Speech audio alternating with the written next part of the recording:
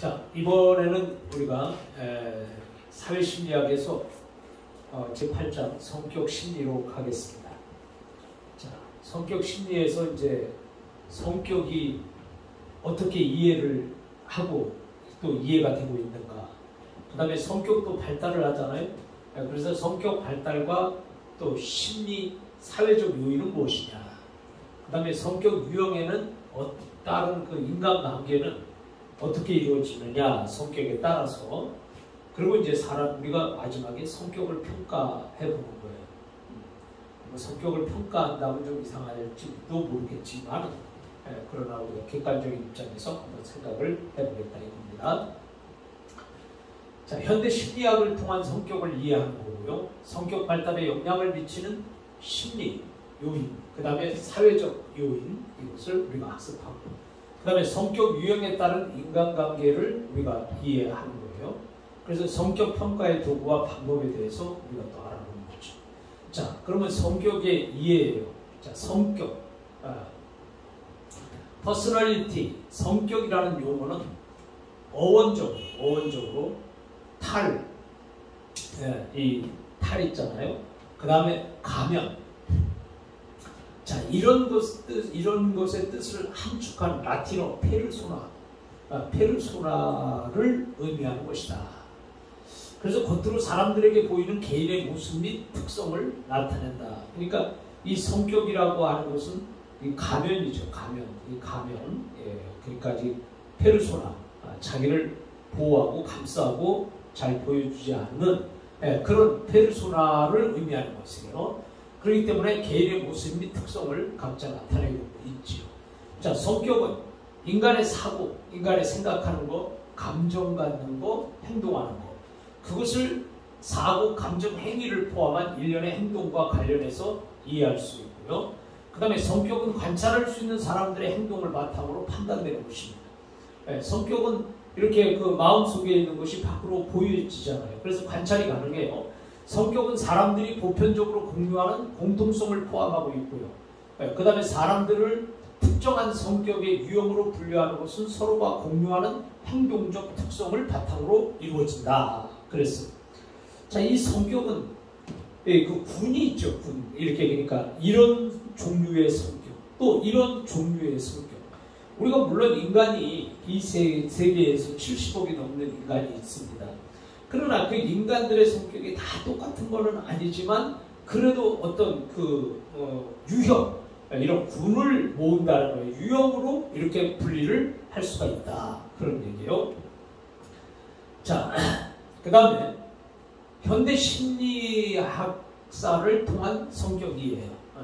그래서 이 현대 심리학의 역사를 통한 성격 이해라는 거예요. 자, 과학으로서 현대 심리학은 인간의 정신에 초점을 둔 철학, 그 다음에 신체적 행동에 초점을 둔 생물학을 바탕으로 시작을 했다. 그 다음에 프로이드, 정신역동 이론의 주창자죠. 프로이드는 주로 신경증 환자들을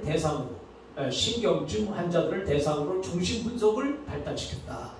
그래서 인간 이해를 위해서 무의식이 의식보다 중요하다라고 강조합니다. 그래서 우리는 의식은 이 보이는 10분의 1이에요.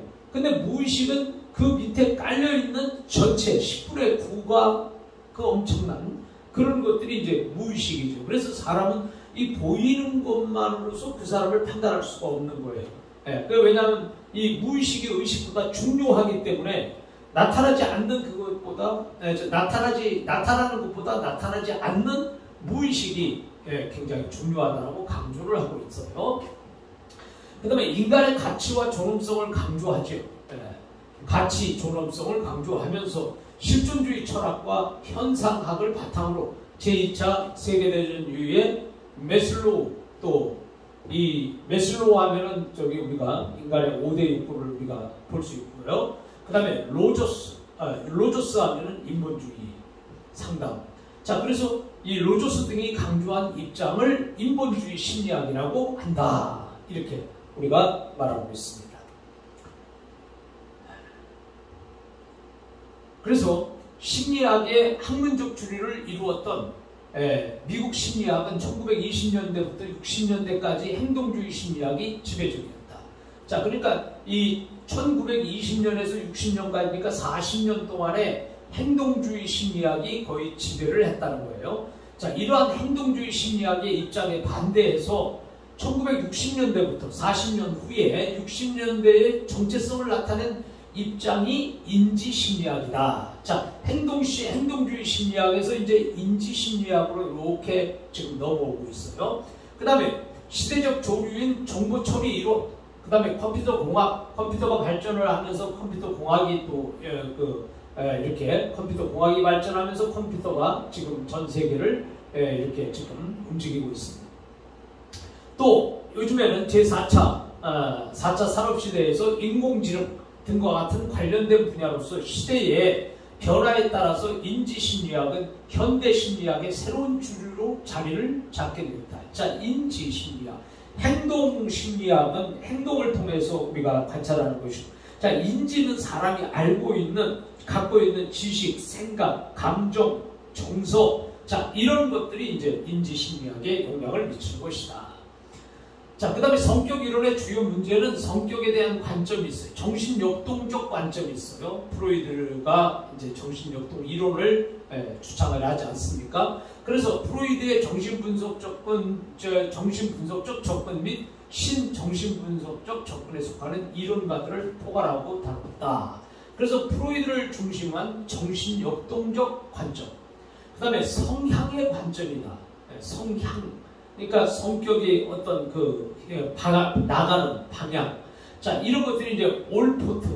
그 다음에 케테르 등의 특질 이론과 아이젠크의 생물학적 입장. 그 다음에 오요인 모델을 포함해서 다루었다. 그러니까 성향 관점으로 보는 거, 정신역동적 관점으로 보냐, 아니면 성향을 관점으로 보냐, 그 다음에 행동 및 사회학습을 관점으로 보냐. 그래서 행동 및 사회학습 관점은 스키너의 신행동주의, 그 다음에 반두라, 그 다음에 로터의 사회학습 이론을 포함하고 있습니다. 자, 그래서 이제 우리가 성격에 대한 관점을 정신역동으로 보냐, 성향으로 보냐, 행동 및 사회학습으로 보냐, 이렇게 우리가 볼 수가 있어요.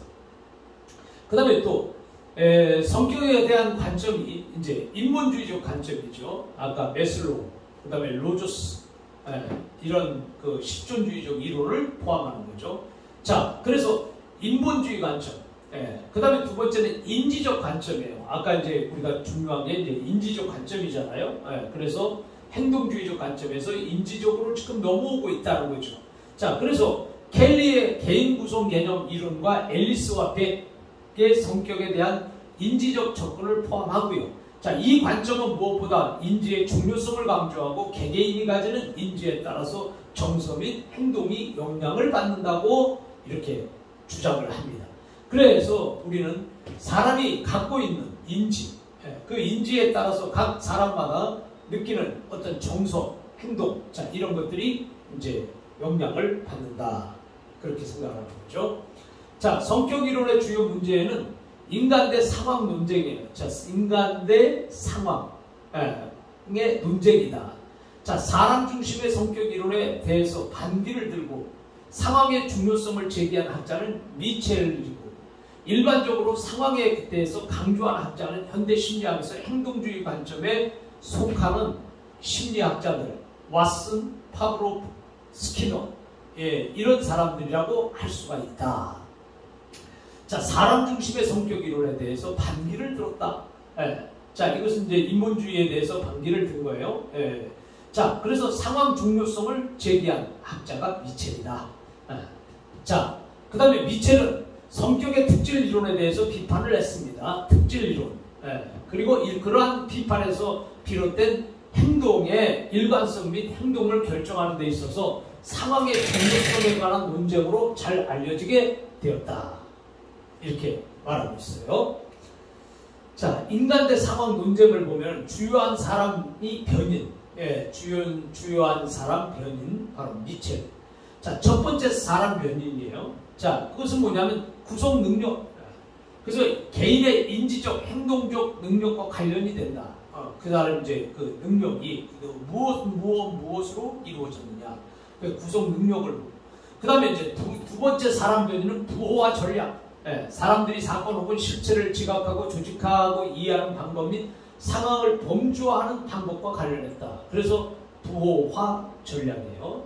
그 다음에 세 번째 사람 변이는 기대. 로터 이론의 핵심 개념으로 이 개념은 특별한 조건에서 무슨 일이 일어날 것인가에 대한 개인의 구체적 기대를 의미한다. 자, 그래서 우리가 인간 대 상황 논쟁에서 지금 미체를 지금 보고 있습니다. 자, 네 번째 사람 변인에 보면 목표와 주관적 가치가 있다. 그래서 사람들의 기대는 서로 유사하지만 서로 다른 목표가 있다.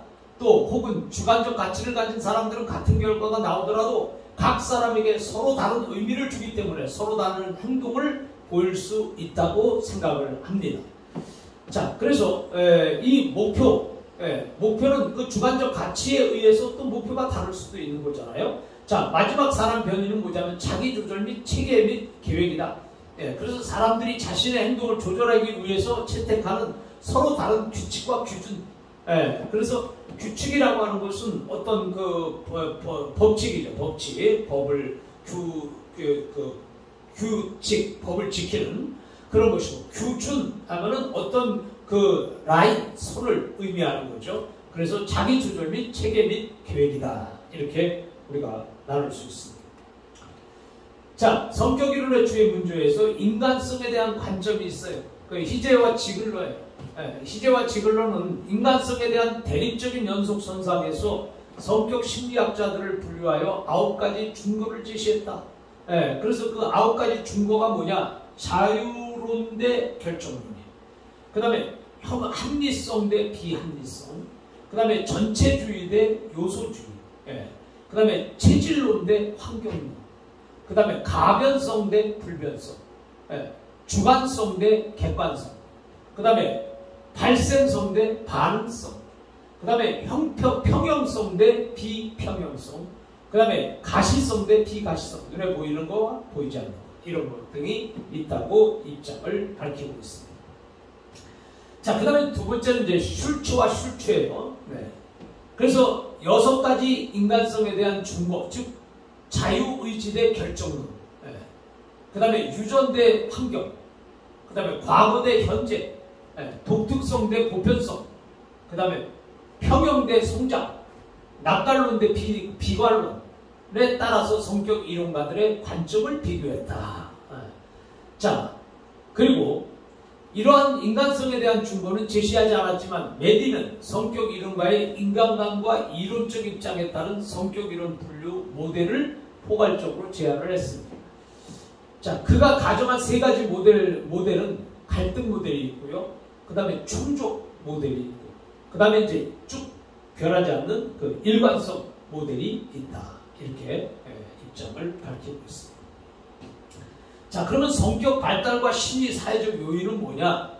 자, 성격 발달에 영향을 미치는 심리, 그 다음에 사회적 요인이 있을 것이다. 그래서 던과 프로미는 인간의 성격 개인차는 대략 40%는 유전적인 요인으로 결정된다고 보는 거예요. 40%. 내가 100%였을 때 40%는 내 어머니, 아버지의 영향을 받는다. 40%가. 그 다음에 유전적 요인을 그렇게 결정을 하고 35%는 비공유 환경에 의해서 결정된다.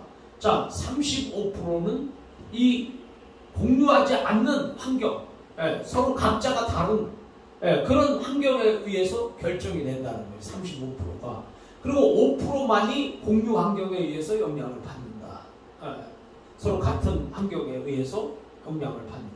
자, 나머지 20%는 성격을 측정하는 과정에서 발생한 오차, 긴 결론을 제시해서 성격의 약 40%가 환경에 의해서 결정되는 것으로 추정을 한다. 그랬어요. 자, 그러니까 우리는 이것을 잘 보면서 자, 성격이 이 유전적, 즉 아버지, 어머니로부터 영향을 받는 것이 40%. 그 다음에 내가 일 잘하면서 그 아버지 영향, 어머니 영향이 아닌 이 자라온 배경이나 환경에서 받는 것이 40%. 요렇게 된다는 거예요. 그러니까 이제 나머지 20%는 거기에 이제 뭐 서로가 조금 다른 오차, 또 이렇게 뭐 그럴 수도 있고 안 그럴 수도 있고 자 이런 것이기 때문에 결국은 이런 말이에요. 자 성격이 반은 자기 부모 자 이런 그 유전을 통해서 만들어지는 것이고 반은 내가 개인적으로 이 세상을 살아가는 동안에 형성되어지는 것이다. 이렇게 생각한다면 자 우리는 자 성격을 충분히 50-50이란 말이에요. 50-50이니까 내가 잘 성격을 컨트롤하고 관리하고 내가 성격을 잘 만들어가면은 좋은 성격을 가질 수 있다고 우리가 생각을 할 수 있는 거예요.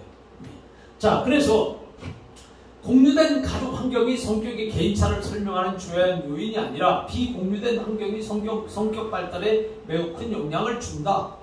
그래서 개인에게만 특별하게 주어지는 환경, 그 다음에 출생 순위에 따라서도 또 성격이 주어진다는 거예요. 왜냐하면 그 첫 번째가 다르고 막내가 다르고 중간이 다르고 부모에 의한 차별 대우, 그 다음에 공유된 가족 환경에 대한 개인의 독특한 반응, 그 다음에 가정 밖에서 경험한 사건, 자 이런 것들이 다 성격의 중요한 개인차를 보여주고 있다는 거죠. 자 보넬란과 르빈슨이 성격 발달의 대응 원리를 보면 기질 있죠. 이 기질과 환경은 서로 강화하는 방식의 피드백을 주고받으며 성격의 발달과 안정성에 기여하는 것으로 나타났다 그랬어요. 자 그러면 우리가 기질과 환경이 상호작용하는 세 가지 방식이 있어요. 이 기질이라고 하는 것은 원래 갖고 있는 천성적인 갖고 있는 어떤 성격이에요. 자 그래서 반응적 유형을 보겠어요. 기질에 따라 같은 사건에 달리 반응하는 경우다. 그렇죠. 어떤 것을 보더라도 그 사람이 기질에 따라서 그걸 똑같이 안 보는 거예요. 순한 기질의 아동은 지연된 수유를 참고 기다리지만 까다로운 기질의 아동은 보채는 행동 등의 부정 요소를 더 많이 경험하여 까다로운 기질이 강화된다. 그랬어요. 그러니까 순한 아이는 우유도 줄 때 참는 거지만 성질이 아주 급하고 까다로우면 막 울고 불고 막 난리치는 거예요. 자, 그러기 때문에 이렇게 반응적 유형이 있다.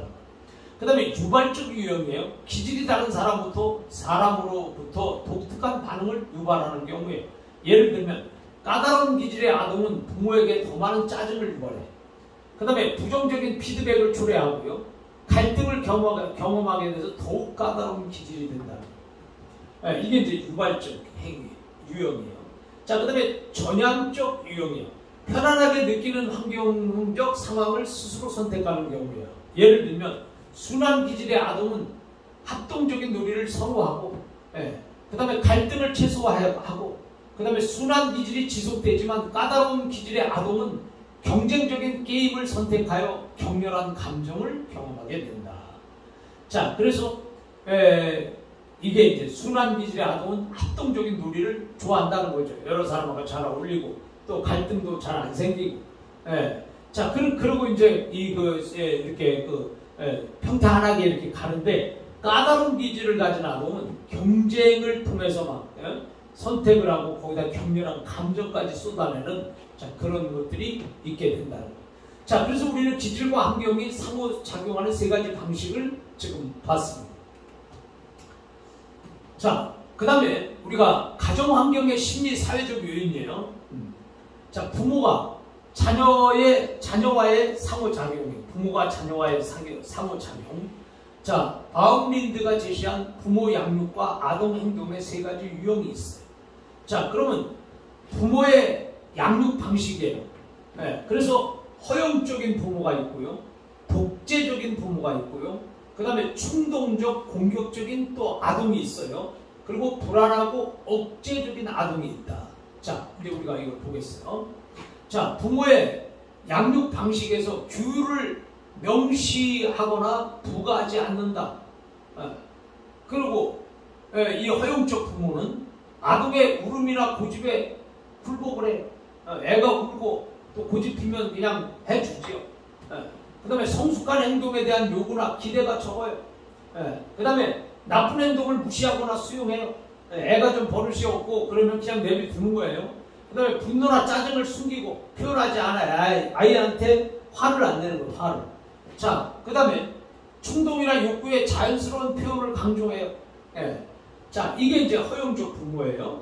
자, 그런데 독재적 부모는 규율을 맹목적으로 강조하죠. 막 그냥 규율 정해놓고 막 그거 지키라고 하고.